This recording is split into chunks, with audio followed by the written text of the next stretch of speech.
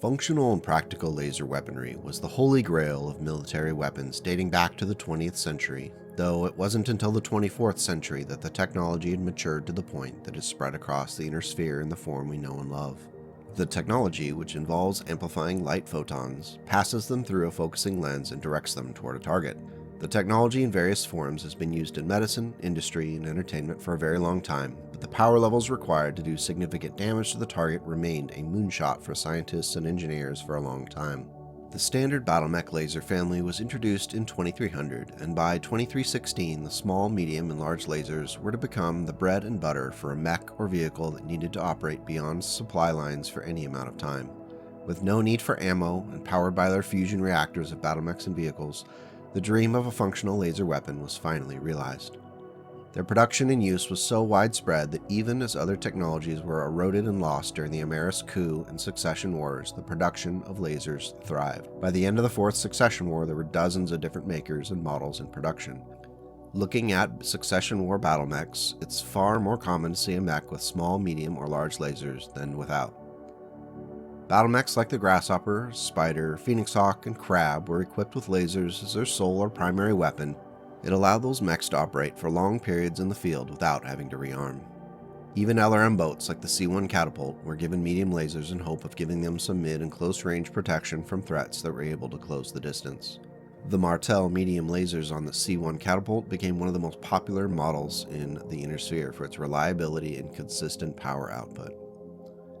In what has become a running theme in these Battletech equipment videos, the technology for an extended range large laser was developed during the Starleague era but was lost during the Succession Wars. The considerable range boost came at a cost of more heat, which the mechs had to compensate for in their design. Newhart Industries, the company behind the new ER large laser, saw little need to also release an ER version of the small and medium laser, and that job would be left up to the clans down the road. Newhart put the ER large laser in the HSR 200D Hussar, which was a light mech that saw extensive production and use across the SLDF. Production was tightly channeled into SLDF hands, and as a result of the Amaris coup and the Kerensky's flight from the Inner Sphere, most of the Hussars and the ER large laser they carried with them left the Inner Sphere. The Hussars that were produced during the Succession Wars ended up being downgraded to carry only at standard large laser. As with so many other technological advances rediscovered just before the clan invasion, the Inner Sphere, specifically the Draconis Combine engineers, were able to replicate the ER large laser, and it would once again be produced by companies across the Inner Sphere. While it hasn't completely replaced the standard large laser in the years since its reintroduction, the ER large laser is far more common than it ever was before. The clans were not idle in their self-imposed exile from the machinations of the Inner Sphere. Still in possession of that ER large laser technology in significant numbers, the extension into the medium and small laser categories seemed inevitable. By 2820, the clans were developing the technology to field mechs carrying extended range lasers of all three types. They were so successful that the clans stopped producing the standard lasers entirely.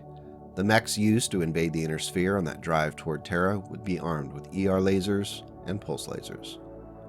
Since we covered pulse lasers in another video, I'm going to give them a pass for this one. Just know that they exist, and if you want to check out the video, the link is in the video comments and possibly on the screen right now if I can get tagging to work on YouTube.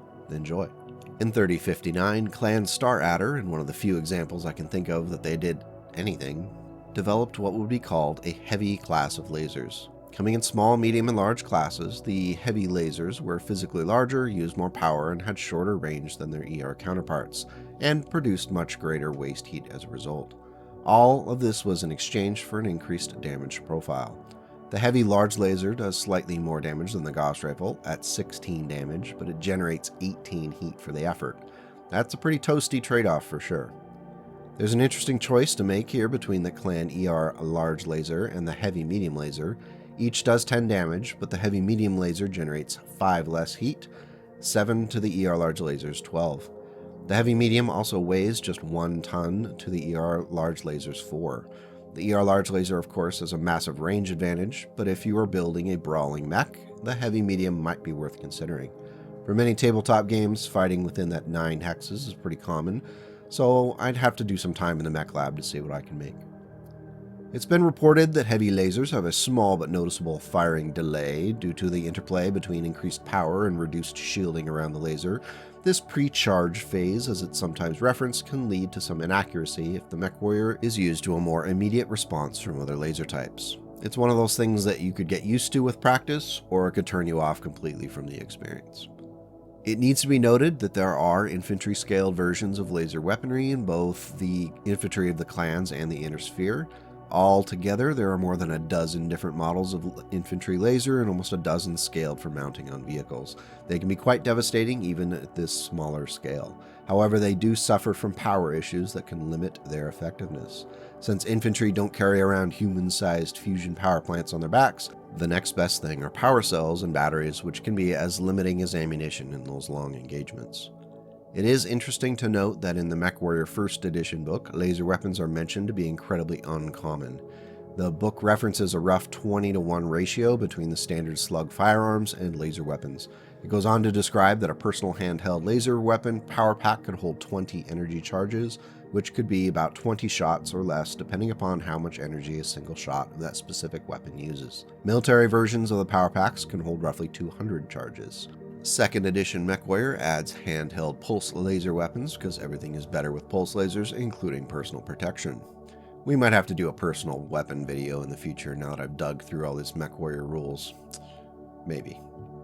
There have been some interesting adaptations and advances in laser technology over the centuries. In 2812, the Free Worlds League prototyped a laser that combined the core components from 2 large lasers.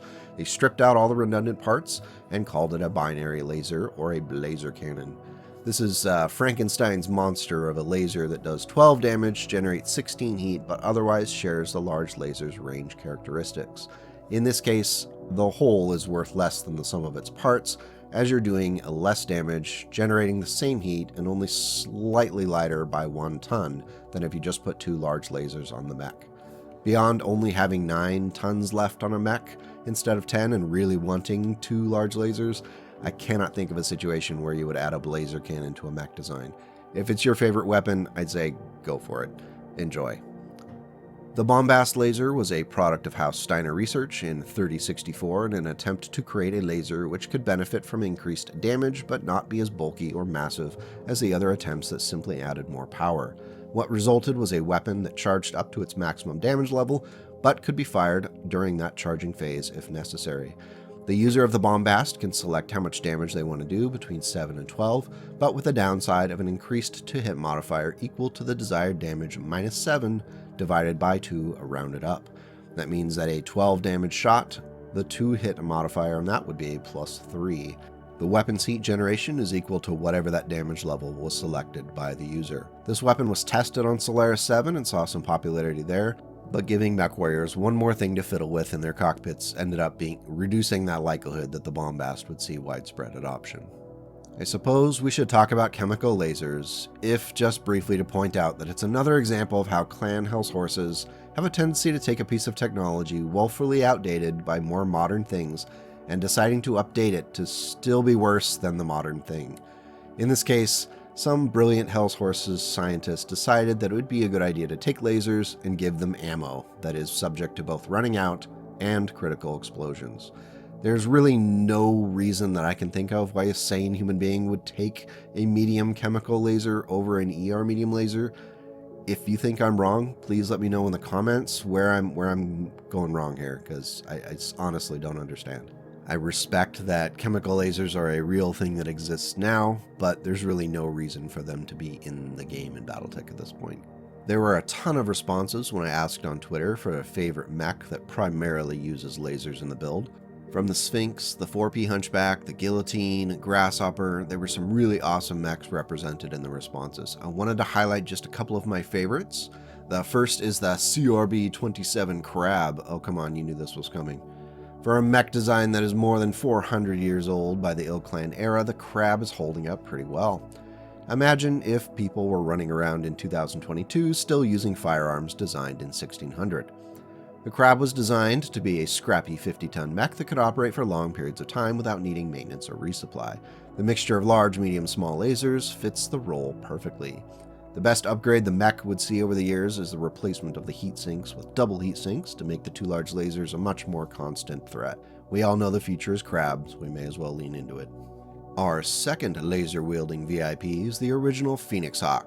In a demonstration of how mechs can have both form and function, the Phoenix Hawk is built around that large laser and backed up with 2 medium lasers and a couple of machine guns. The agile mech was a staple amongst SLDF forces and throughout the major inner sphere houses. The Phoenix Hawk did suffer from a paltry 10 heat sinks, which limited how often those lasers could be used, but it did see many different versions and upgrades, including adding those double heat sinks when the technology was re-established. I love my pewter Phoenix Hawk, and it often ends up being used in our tabletop games. So to answer the question, why do we love lasers? My answer is that they're versatile workhorse weapons that often end up doing a lot of work behind the scenes, while fancy weapons like the PPCs and Gauss rifles hog the spotlight. Lasers are the people in the group project who do most of the work, only to have the teacher applaud the PPC people on presentation day for doing such a good job. The analogy doesn't reflect unresolved grade school trauma, stop reading into this, but I digress. Lasers are a great addition to the Battletech universe, and no matter their form or advancements, they'll continue to play an important role in mech designs. If you have a favorite laser-wielding mech, or a story of tabletop or video game glory involving the humble laser, let me know in the comments and we can keep the conversation going. Likes and subscribes feed my insatiable desire for positive affirmation, so feel free to do that if you like. If you want to watch more, check out the Why We Love LRM video linked above. Thanks for watching, and for your continued support. Go out and make the world a slightly better place today and tomorrow.